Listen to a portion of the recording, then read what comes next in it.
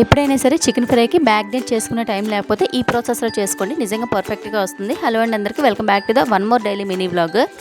అలానే ఈ chicken fry మనకు రైస్లోకి చపాతీస్లో కూడా బాగుంటుంది. ఫస్ట్ వచ్చేసి ఆయిల్ వేసుకొని ఆనియన్స్ని కొంచెం పెద్ద సైజు పీసెస్లో కట్ చేసుకొని అయితే ఫ్రై చేసుకోవాలి.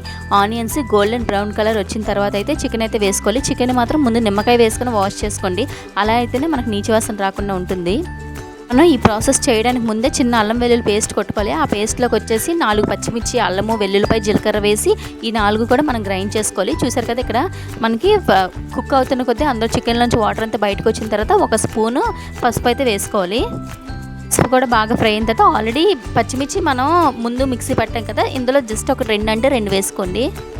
పచ్చిమిర్చి వేసిన తర్వాత ఒక 5 మినిట్స్ బాగా కలిపిన తర్వాత సరిపడినంత సాల్ట్ అయితే వేసుకొని, ఇక్కడే మెయిన్ ఇంగ్రీడియంట్ ఒక చిన్న గ్లాస్తోనైతే వేడి నీళ్ళు మరగబెట్టుకుని అయితే వేసుకోండి. చల్లారకూడదు, వాటర్ వేడిగా ఉండాలి. అలా అయితేనే మనకి చికెన్ ఫ్రై గట్టిగా ఉండదు, ముక్కంతా కూడా సాఫ్ట్గా ఉంటుంది. ఇక్కడ వీడియో వచ్చేసి డిలీట్ అయిపోయింది.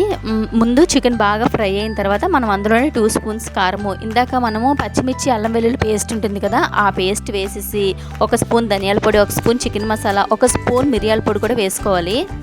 వేసుకొని బాగా కలుపుకోవాలి. ఇంకా ఫ్లేవర్ కోసం లాస్ట్లో మెయిన్ ఇంగ్రీడియంట్స్ వచ్చేసి కరివేపాకు కంపల్సరీగా వేసుకోవాలి. మనకి కరివేపాకు మంచి ఫ్లేవర్ని అయితే తెస్తుంది. అంతే, టేస్టీ కోడి వేపుడు అయితే రెడీ. ఇది నిజంగా రైస్లోకైనా చపాతీలోకైనా మంచి ఫ్లేవర్ తెచ్చింది. నాకైతే మాత్రం సేమ్ రెస్టారెంట్ స్టైలే తెచ్చింది. వీడియో కానీ నచ్చితే చిన్న లైక్ ఇచ్చి అలానే సబ్స్క్రైబ్ చేసుకోండి. Bye bye.